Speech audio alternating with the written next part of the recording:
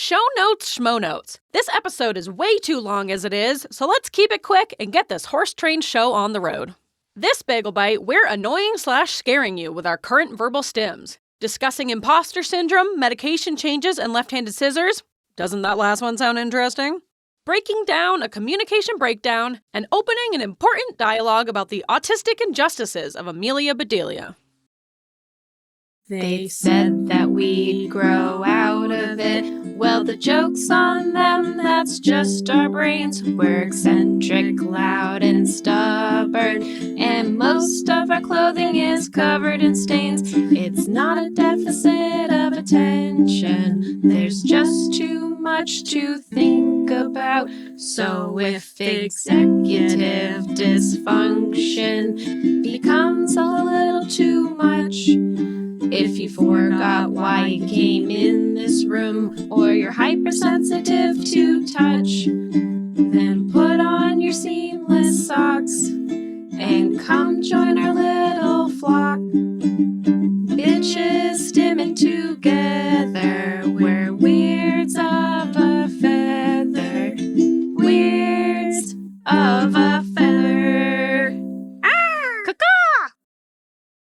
Are we ready to get the show on the road? Let's get the show on the road. Let's do it. Road show. All right. All right. We're going? Yeah, I didn't know you want me. Yeah, let her rip. Welcome to. Yeah? Yeah. Forget the Let me next start over. line? Okay, wait, Okay. no, I got it. All right, you got it. Welcome to Weirds of a Feather, an ADHD-Adjacent podcast. I'm your host, Kristen Stanhope. Whoa. Whoa, last name. I'm your host, Grace Beret. Bori or Beret? Beret. Ah. We're going with it. We already talked That's about what it is. All right, we're in it. Yeah. Welcome. I hope that your mouth isn't too full, because God we get a forbid. little tiny bagel bite for you. Yeah. But it's never really teeny tiny, so maybe spit some food out. Yeah, make more room. More room. More room than you think you'll need. Yeah. Because we got stuff to share, but in a bite-sized form. Yeah, but it's probably a pretty solid bite. Because it always is, especially when I'm leading the episode. Yep, you're I like gonna to- need to chew on this one. I like to jam a bunch of stuff in there. All right, Christiche. Yeah. Instead of a warm-up question, Sure. I wanted to do a my current verbal stim. Yeah. We've done this segment before, maybe once or twice. Have we? Yeah, remember? We talked about it's a poop hole. Oh, that's right. How could I forget? Duh. Okay. So I have had a verbal stim stuck in my head for the last 3 weeks, and I haven't been able to stop to the point where it's a problem. So I thought we could share our verbal stims on this episode. Sure. So I think Yeah. it's fun. You want me to go first? Yeah, why don't you go mine's first? less fun. Okay. Lately I've been having a lot of anxiety. Because who isn't? And when I do, sometimes I count to myself to 4 over and over again in a rhythm. So I like someone who's going through things, I guess. 1, 2, 3, 4. 1. It's very who's that lady from the 20 plus kids and moving on? 20 kids. 18 kids and counting? Yeah. Michelle Duggar? Yes. What'd you call it? 20 kids and moving on? That's close. You were kind of close, They I guess. have a spin-off, right? 20 Yeah, kids 20 kids and moving on. Yeah. Leaving your family behind. I'd watch that. That's TV drama right there. Michelle Takes the City. Yeah. I would watch that. But you know how she has that weird kind of rhythmic voice of Yeah, it's on purpose. children. That's why she does it. It's on purpose. Is it? Yeah, to come Oh. across as this demure, God-fearing woman who's very feminine and bows down to the husband. Ugh. So I hate that it. voice is a strategy. So anyway, I use creepy. my Michelle Duggar voice and I just go 1, 2, 3, 4, 1, 2, 3, 4, 1, 2, 3, 4. And I usually do it in my head, but lately I've been doing it out loud, and I'll be doing a task or something, and I'll be counting to myself, and then I look over and Christopher's just staring at me agape, being are you okay? And I'm I'm fine. And he's why don't we sit down? Like, It is kind of creepy. it is really creepy, and sometimes I do it in my sleep. So I What? think so. When we first moved in, stressful. I guess I was dead asleep, and in his ear, I just go 1, 2, 3. Oh 4, my 1. God. He was like, I almost moved out. Yeah. Especially for someone like him who watches a lot of horror movies. Yeah, It's a very horror movie. Yeah, I don't talk in my sleep that often, but apparently I When did you that. do, it's creepy as shit. So that's come back. Oh my God. I know. It's not great, but that's what I've been doing. Cool. Nice and normal. Yeah, everything's fine. Doing well. Yeah, best day ever. Grace. Yes. What's your verbal stim? So my verbal stim is one that I have now infected you with. Yes, And you also... we should just have the same verbal stim now. I know. So mine is Ian loves to watch the show Top Gear. It's a great show. It's like a British car show of 3 I love dudes. British humor. Yeah, I do too. And I like Top Gear too. It's always on. There's a channel on our TV. We have this weird TV with like its own weird cable. And there's a Top Gear channel where it's on 24/7. That's why it's always playing in the house. Because Ian likes to watch it in the mornings. And so he'll just put it on and then we'll usually like leave it on for Lucy. I can't watch TV in the morning. I'll never get off the couch. Oh, Ian's very good about it. I can't. It's a. You get sucked into things. I can't. So bad. Once I'm in the wet, I can't get out. I'm never dry. See, my thing is, I've said this on here before, that I can just like stop a show at any point. So I'll just like watch a little bit of my show and then stop it. I could never. Never. Never. Not never. Not never. But anyways, Top Gear is always on in the house. And this won't do it justice. No. But it's like you this gotta sing it. instrumental song and it goes beep beep beep beep beep beep beep beep beep beep. And I cannot stop doing it. Neither can I It's now. like to the point where I'm driving myself crazy. I'll do it even when I don't want to. I'm like, stop it. But I can't stop. And especially because Top Gear is on every single morning pretty much in our house. You gotta find a different channel. I know, because I'll finally get out of my head and then I'll hear it in the other room. Beep, beep, beep, beep, beep, beep, beep. I'm like, fuck, damn it. It's like a safety show, though. Everybody has those safety shows. Yeah, exactly. It's easy to put on. Yeah. They're funny. They're entertaining. You don't have to like wait for the ending, you know? Exactly. And because I love those shows. There's a Top Gear channel, it's just like always on. So it's a reliable thing that you can just put on in the morning. You know what is a great show? What? How It's Made. Oh, I've watched that a God. couple times. I'd watch that for hours. If there was a How It's Made channel, I would probably watch it. Oh my God. But there's not. So it's and they always have Top the Gear. cool like lo-fi music in the background. Like Yeah, very 80s. I feel like that's kind of on the same level. So Ian will watch it for like 20 minutes in the morning, and that's it, you know. But then we'll usually have it on for Lucy. And I'm home all day. Yeah. So I'll just hear from the other room. Lucy's like... beep, beep, beep, beep, beep, beep. And then I can't stop doing it. And luckily, Ian laughs every time I do it, and he thinks it's funny. But for me, I'm like, get out of there! Get out of my brain! Unlike the Cinemagic song. You love Cinemagic, where movies and magic come together. Did I ever tell you that I went to the movies here once before Cinemagic closed? I went with my friends Tori and Justin, who are not from here, and I thought Cinemagic was like a national chain. It's not? No, so that intro came on when we were in the movie theater, and I sang along with the whole thing, and they were just both staring at me. They're like, what the fuck? What is this?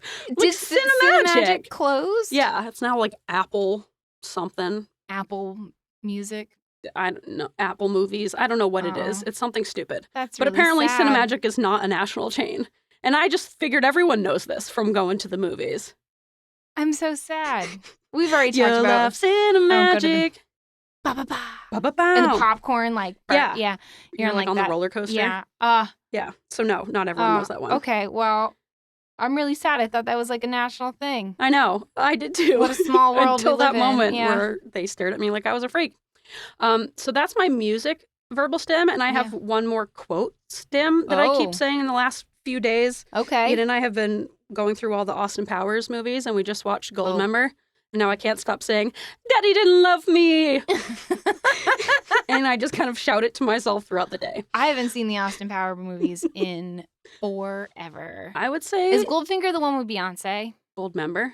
Yeah. He's Goldmember. Yes, that is Beyonce. Goldfinger is like actually James Bond. Yes. Right? I think Goldmember is the mocking of it. Yeah. I love gold. world. A schmelting accident. Yeah, so those are my verbal stims. Lovely. And I hate it. I'm driving myself crazy. Boop, boop, boop, boop, boop, boop, boop, boop, boop. Daddy didn't love me. All right, Kristen, shall we Yeah. mosey into those little plishes? Little plishes. Let's Right. do it. Let's do it. What's your little We plish? didn't do our song. Oh, fuck. Come on. Okay. Get it together. I gotta get it together. All right. All right. Little plishes. All right. My little plish is I started repainting the ceiling and the white trim in the living room Ooh. that got maroon paint all over it from the first time I painted the living room and didn't tape anything off and smeared it all around. Well, first of all, that's awesome. Because we also have the same problem, except we did tape it off and we still got green paint everywhere. That makes me feel better. All right. I've been beating myself up. Yeah. I'm glad it would have happened regardless. I look at it every day. I go, we need to fix that. Yes, I look at it every single day. I'm like, fuck, I hate that. I need to fix it. And I don't. But I also want to paint more green in going into the dining room. But that requires us to paint. Yeah, painting requires you to paint. Yeah. Is the problem. So that's like kind of the big thing. Yeah. But I've started doing it. Good. I painted some of the trim. I painted some spots on the ceiling. So I'm getting there. And I taped off the other stuff. I taped off the maroon. Yeah, you got to tape it. Because then I'd just be going back and forth of getting the white on the maroon on the white. Yeah. And so on and so forth until death. So, yeah, I started and I haven't finished. And maybe I never will. Maybe I will someday. Starting's the hardest part. No, finishing's the hardest part. Yeah, you're absolutely right. Starting is the fun part and finishing is... Starting is hard and finishing is also hard. And the middle part is hard as well. It's just hard all around. It's just hard all around. Once I get going, it's good. So yeah, I guess starting. But really finishing up those last details is where I struggle. So because you're like, ugh. Or I hate when you're like mid-project and then you just lose all your motivation. Yes. And you're like, even if I stop, you still have all the stuff you have to pick up. Yep. And you're just exhausted from your like whatever you just did. Yeah. And now you have to like clean up. That's the worst part of any project. But then you're like, well, what if I get back at it tomorrow? Which will never happen. And that's what happens with my painter's tape. Like in the kitchen, there's still painter's tape because I need to do a second coat somewhere. And I'm like, I'm not going to take the painter's tape down because I still need to do that second coat. But I'm also not doing the second coat. So now we just have painter's tape on the ceiling. Now it's just part of the aesthetic. It's just there. I don't even really notice it, except when I do and it makes me angry. All right, Kristen, what did you accomplish? I started meds. Woo! Yeah. Yeah,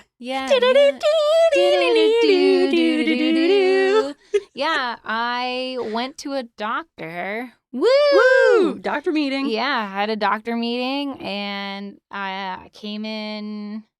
You told me, be yourself, and boy was I, like in the worst way possible. No, in the best way possible. I was really nervous about it because I hate going to the doctor, even though I work with doctors. We've talked about, I think this is like episode 1, we talked about how much I hate going to the doctor. Yes. Non-compliant. Non-compliant. I did get not yelled at, but a stern talking to about how I'm not taking my inhalers appropriately. They're right.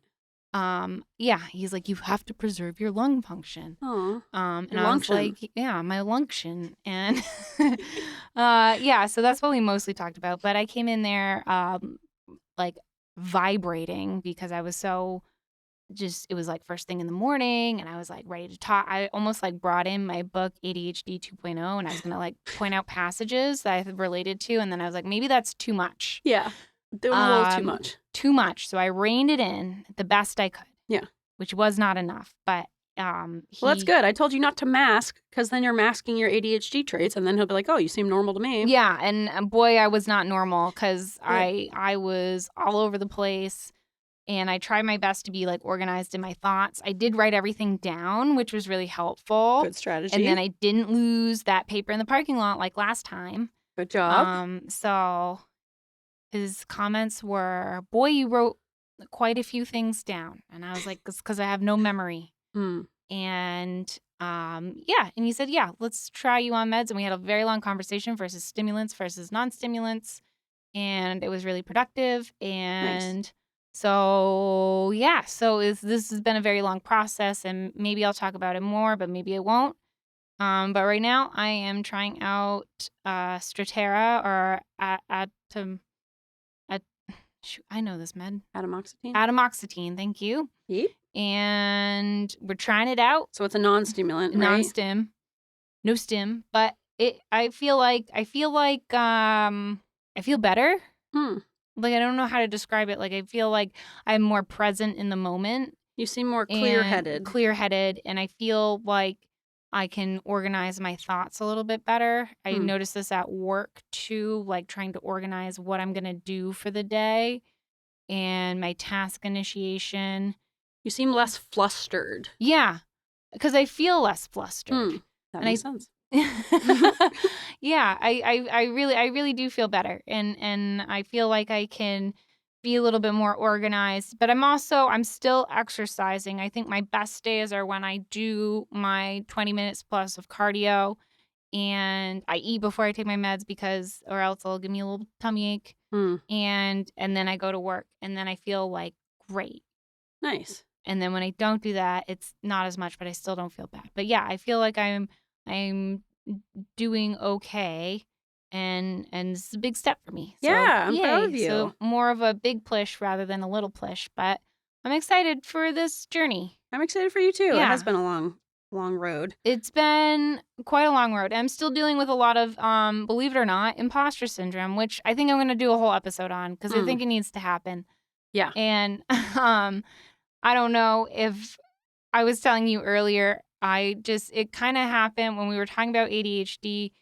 I wasn't expecting the conversation to go in the direction it did, which was starting me off on a medication right away. I thought we were going to talk about like sleep habits or, burnout or something, like I was ready for a fight, I guess. Well, because every doctor before that has made you fight for just being believed. Yeah. And I think I came in very organized with my things that I wanted to say.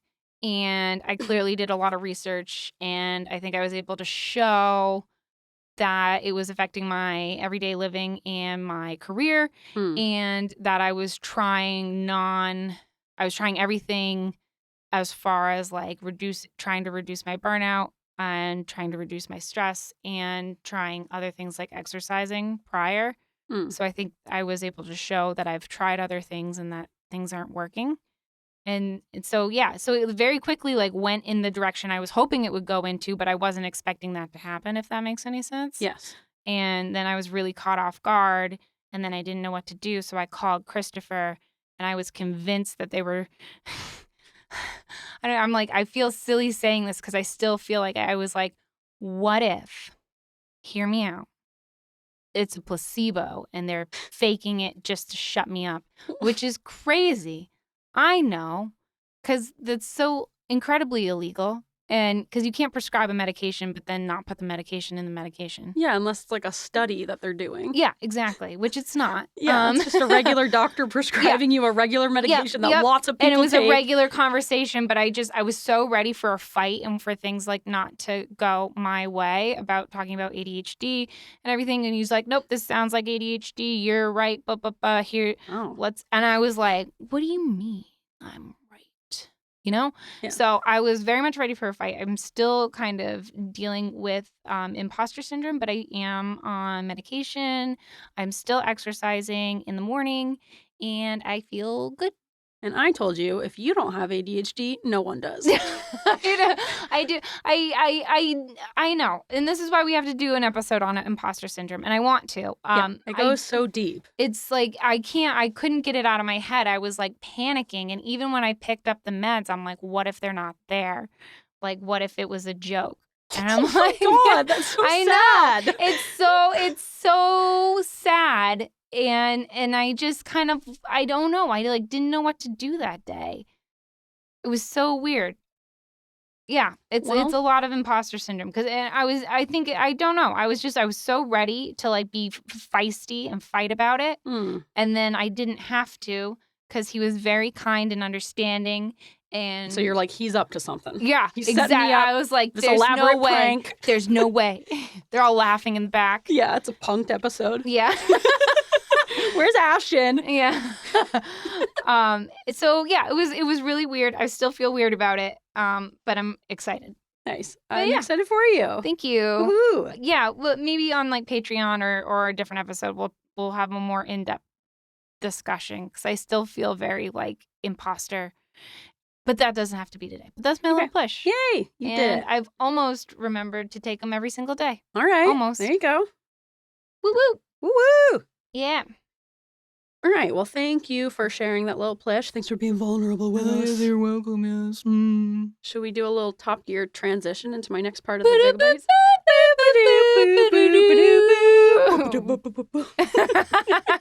I'll have to like insert the real song here because it's just like an instrumental electric guitar sound, which becomes very annoyingly high pitched. I don't even want to say it's not even 80s. It's just like, yeah, it's just like a weird instrumental. It's like so generic catchy. 80s. It's so catchy. So catchy. All right, that was a good transition. So for this shmow bagel bite, which is kind of all over the place, but you guys know that. Yeah. I had a few notes about left-handed scissors. Wait.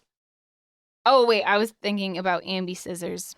Ambidex. Ambi scissors. That's what I'm calling them. But yeah. Well, I have a little note about ambidextrous scissors. Oh, okay. But lefty scissors first. Yes. So in episode 61, I believe it was, I did a informative info dump about left-handedness, and Chris and I were talking about lefty scissors and how we don't understand how scissors work. Yes, and why you can't have ambidextrous scissors and why right-handed scissors don't work for left-handed people. And I had speculated that I think it's because you're pulling the blades apart as opposed to pushing them together. Turns out I was correct. Whoa. But that's only part of it. Oh, so there's more. Yeah, I just learned this little interesting bit about left-handed scissors, which I know doesn't sound interesting as I'm saying it, but I think it is. So I just wanted to give a little update. Yeah. So from sewingmachinetalk.com. Oh. Why do scissors not work left-handed? Solved is what it's called. Mystery solved. Mystery solved. All right, so it says that left and right-handed scissors are constructed differently, making the experience very different for the user. It's not just a matter of finger grip. The real difference lies in the blade assembly. One main issue, right-handed scissors don't work for left-handed people, is the position of the upper blade. When the blade is on the opposite side, it obstructs the user's vision and makes the scissors difficult to use. So part of it is that, like, where that upper blade is positioned makes it hard to see what you're cutting when you're using right-handed scissors on your left side. So it's hard to like cut across a straight line. Ah. So the upper blade is on the left-hand side with a left-handed pair of scissors. So for the right-handed scissors, this upper blade is on the right-hand side. So when using scissors meant for the other dominant hand, you will struggle to see the cuts you are making in the fabric or whatever you're cutting. Another big problem for lefties has to do with the mechanics of the scissors as we squeeze them. We might think we are only applying downward pressure when using scissors, but no, this is not the whole story. I'm adding my own little commentary. I like it. Thank you.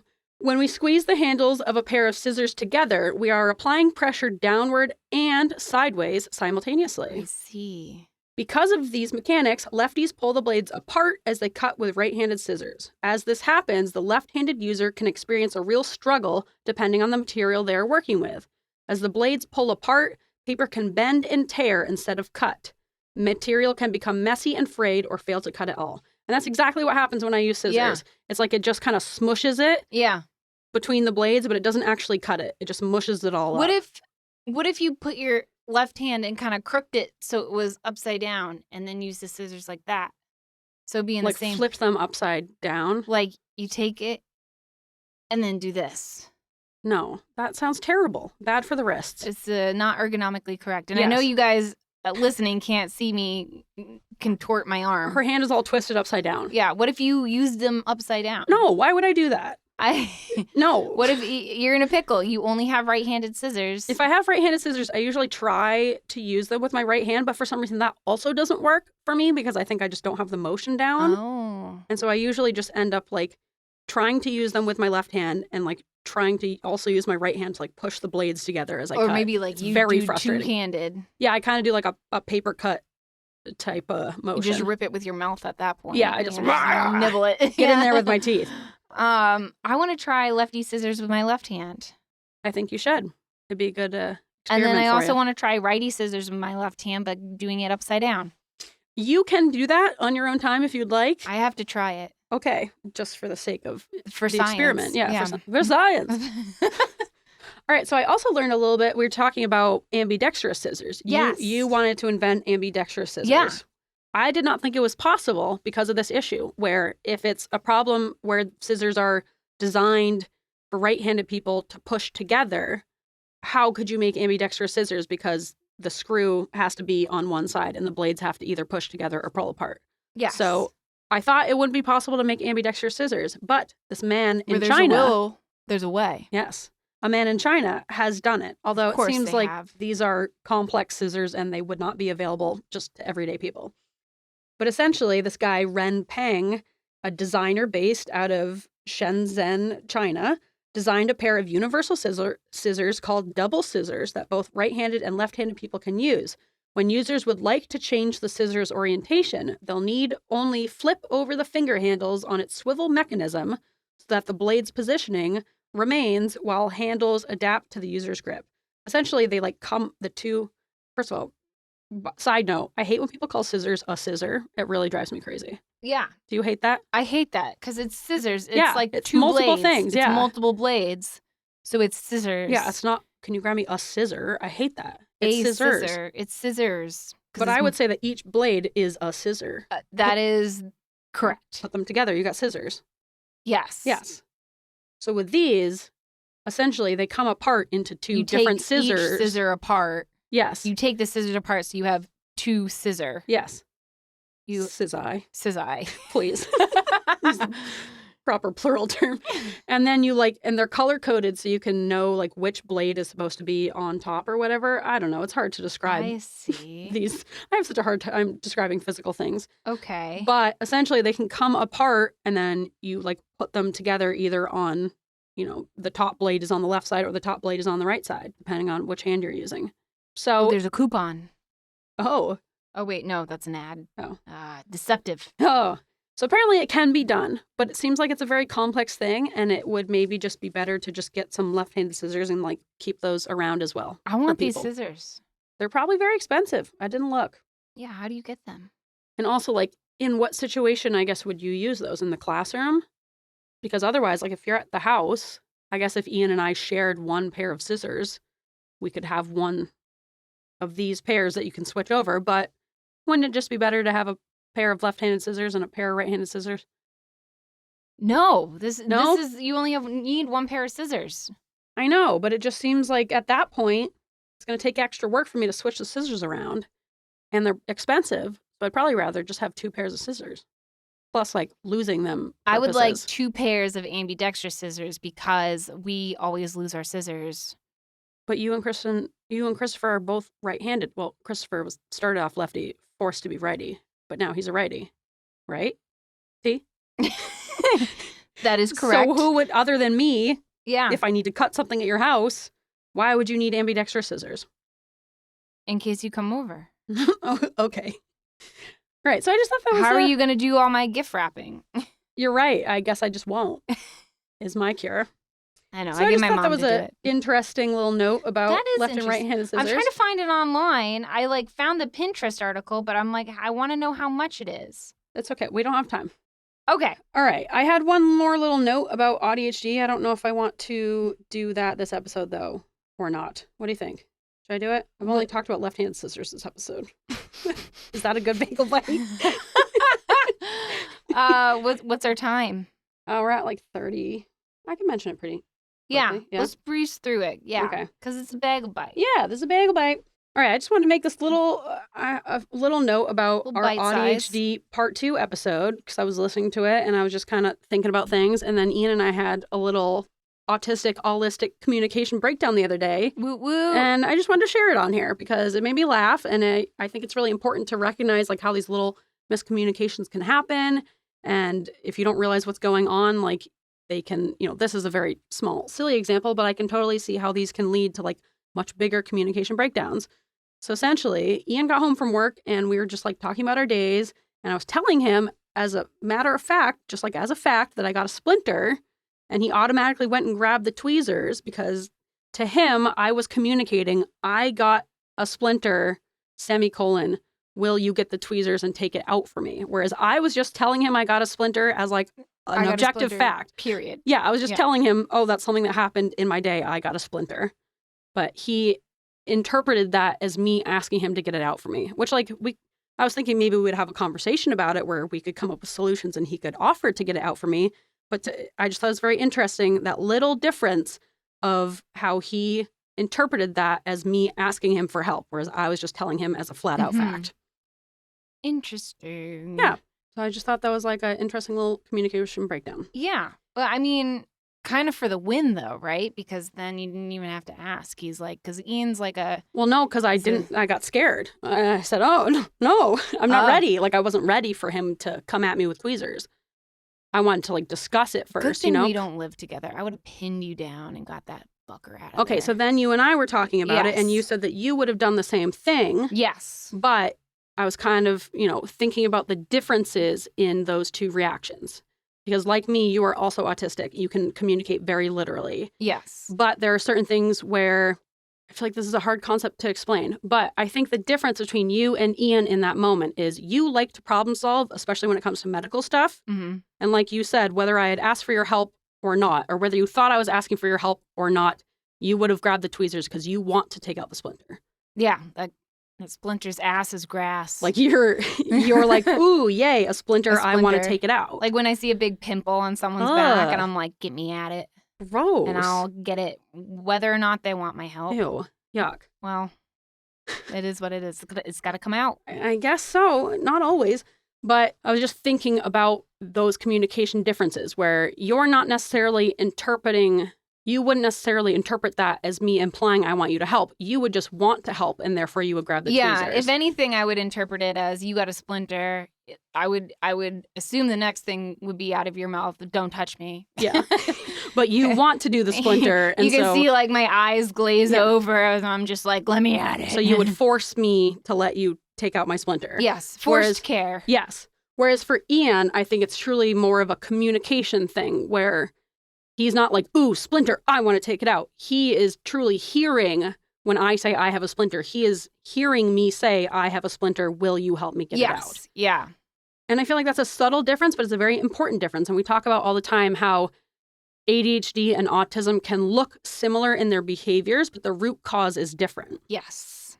And I thought that was a really good example of that. Yeah. And I think that as autistic people, like we are able to learn to like read into what people are implying in certain situations through like social conditioning and like you said, people pleasing kind of like drills it in us where we should offer to do these things because someone might be implying this. Mm-hmm. So it's not to say that like autistic people cannot read into what people are implying. I think we can. Well, because it's a spectrum too. Like some people have different skills on the autistic spectrum, which I think we need to talk about one day. But yeah. And so maybe some people are better at picking up social cues than others or kind of, I don't want to say assuming, but kind of like reading in between the lines than others. Where you've like learned, you've picked up on the social rule of when this person says this, they are implying this. That they want help or something. Yeah. Yes, but for the autistic brain, it's not inherent. Like we don't naturally pick up on those things. Shift. Yes, yeah, exactly. It's manual as opposed to automatic. Mm-hmm. And so I don't want to just say blanket like because you're autistic, you never are able to like read into what people are saying. Yeah. I think we can if we've been like trained in those social situations or we've been like shamed in a social situation where you thought someone was telling you a fact, but they were actually like implying something you didn't offer. Mm-hmm. So I think we all have our own individual areas where we actually are able to imply things and interpret what someone is hinting at.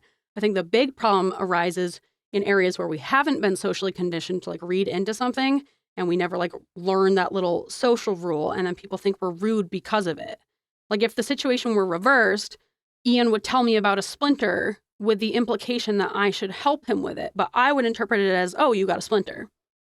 And good for you. And if we didn't have the communication that we do, he might think that I was rude for not grabbing the tweezers and trying to help him because I'm interpreting it as a fact and he's saying it as an implication of, will you help me with it? And so I feel like that area can get us in trouble a lot. But isn't that so frustrating? Because he's not asking for help. Yes. He's just he's implying He's implying. But I don't know that rule. Well, now I do, I guess. But even then, I wouldn't, if it happened again, I wouldn't think to jump to that. Right. And I do think... If anything, you'd ask, well, do you need help? Is it still there? Might not even be there. I had a splinter today. It's gone now. Yeah, because I had the plan to ask him for help later, but I wasn't ready for him to help me right then. And in my mind, I'm like, when I need help, I will ask him. But he was like, oh, you need help now. You're telling me because you need help. And I was just telling him as a fact. And I've talked about her before, but there's this TikToker, Megan Foley, who gave a really good example of this problem, like when it can get us in trouble socially. And it's always so confusing. And I feel like the more examples we give of this, the better that we can communicate, because we'll kind of be aware of it. But she was talking about someone asks her if the laundry is done in the washing machine. And so she goes and checks on it and comes back and says, yes, it's done. And they ask her if she switched it over to the dryer, but she was like, no, you just asked me. In her mind, it was like, no, you're asking me a yes or no question. I said, yes, the washing is done. Mm-hmm. They were implying, if it's done, will you switch it over? Right. But she didn't know that, because to her, it was just a yes or no question, because that's not a social rule that she's been conditioned to pick up that implication. And the person got mad at her and thought that she was, and this happened to me, now that I think back on it, this happens to me all the time and happened to me so much as a child, where people think you're being a smartass. Right. When you take things literally, like Amelia Bedelia style. But, right? But it's not being a smartass. It's like, if you wanted me to switch it over, if it was done, you should have said that. To me, this is just, is it done or is it not done? And I would do the same thing. I wouldn't read into that. Maybe I would think to do it to be nice, but I wouldn't know that they were implying that I should do it. I might think of it on my own, be like, oh, it's done. Maybe I could switch it for them. But I would never pick up on the fact that they were telling me to go switch it. Yeah. Right? I've done this as a CNA. One of the nurses asked me when I was in the ICU, which I didn't go to the ICU often. I didn't know the rules there. And she's like, can you hang this bag of precaution gowns? And I go, yeah. And I literally hung the bag on the little hook of precaution gowns. And she was laughing at me. She's like, no, you got to take them out of the bag, roll them up and put them in the little thing that they're supposed to go in. And I was like, okay, well, you just said to hang it on you said, can you hang it? And I hung it. And yeah. I would do the same thing. Yeah. And she's like, well, I just assumed you do it like the other ones. And I'm like, okay, but I don't go here often. I don't know how the other ones are hung. Yeah. And so you, Amelia Bedelia style, did literally what was asked of you. I don't think Amelia Bedelia did anything wrong. I know. I got to reread the books, though, before. There's a baseball book where they tell her to run home, and so she runs home. Yeah. But they meant home base. I mean, if I was her, I'd run home, too. I don't like baseball. Yeah, you just run home. Yeah, this is much better. Good idea, guys. Yeah. Maybe for a Patreon, we should read Amelia Bedelia and talk about the injustices that she faced, because she's for sure autistic. That's a great idea. She just took everything at face value. Yeah. Because why wouldn't you? Exactly. Yeah. But this whole situation with the splinter also made me think of our AuDHD part 2 episode that just came out, where Kristen, you were talking about not being able to take a hint. Yeah. Or you were talking about not being able to hint at or imply things. And it made me think of how I also can't take hints. Yes, you cannot take hints. You don't read into things. No. You take things at face value. Yeah. You take things very literally. You're not reading the behind the scenes meaning of things. No. You're just taking it at face value. Yes. And we have a group text going with our friend Gracie, where we text in there all the time. And sometimes she will say something in the group text, and then she'll text me separately, and she'll be like, oh my God, I didn't even think about, because she, on the flip side, overthinks everything that she says. She really does, yeah. To the point where it's like, oh my God, dude, no one's thinking that. But she'll text me and be like, oh my God, I didn't even think about how I was saying that. And do you think Kristen is reading into what I said? And do you think she's upset? And do you think she thinks I'm implying this? And I'm like, Gracie, I promise you, Kristen's barely reading your text, let alone reading into it. Text. Reading is the issue. I'm not reading into anything. I'm barely reading. Yeah, that'd be so much extra work to both read it thoroughly and then read this hidden meaning into it. Yeah.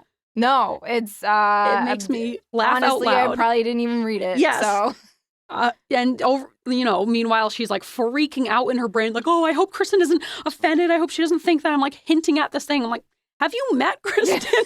She would never consider that you were hinting at anything. Even if you were. Yeah. She won't pick up on it. No, so you're don't gonna do have that. to tell me. Yes. Send a winky face. Yes. of some sort. Yeah, that's why texting was really hard when it first happened, because like now we have emojis, but pre-emoji, because we're that old. Yeah.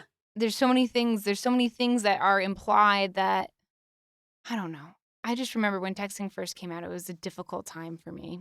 Well, people talk about like what do they call them?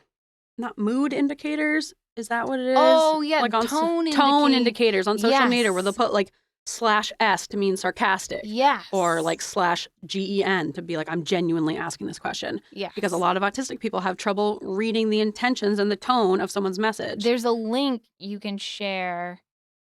We'll have to find it and put it in the show notes, where it has all the like the secret codes of tone indicators. Yeah, that's great. Yeah. You should start using those. Yeah, because those are really helpful if you can't like get the in-person tone. And even then, the in-person tone can be difficult to pick up on. So it would be nice if we did that in real life as well. Yeah. /S. So I'll start doing that. I have to make sarcastic. like a sign for it or something. Yeah, sign language. Yeah. Yeah. Okay. I think that's the end of our Bagel Bite. If you enjoyed this episode, you can like, follow, subscribe anywhere where you get your podcast. You can leave us a review. Ooh, That's really nice. Yeah, that'd be nice. You can follow us at Weird as a Feather on the Instagram. You can join our Facebook group. You can email us at weirdsafeather@gmail.com if you have any questions or comments that you want us to talk about or you want us to reply. We're happy to do so. I love reading emails here and nowhere else. Yep. The only email I read is the WOF email. And if you really enjoyed this and you want to keep this horse train moving, you can buy us a coffee at ko-fi.com/weirds-of-a-feather. You got Did it. I get it? You got it. Whoa! Woo! Boop, boop. We need like... That'll be our celebration music from now on. I love it. I bet everyone else hates it, but that's okay. Everybody is like, oh, shut it off. But I did it, and this is a big moment. Woo woo! Good job. Yeah. I don't know what we were talking about. I'm really pumped about that. So, All right, yeah. yeah, let's talk it out. All right, let's talk see it ya. out.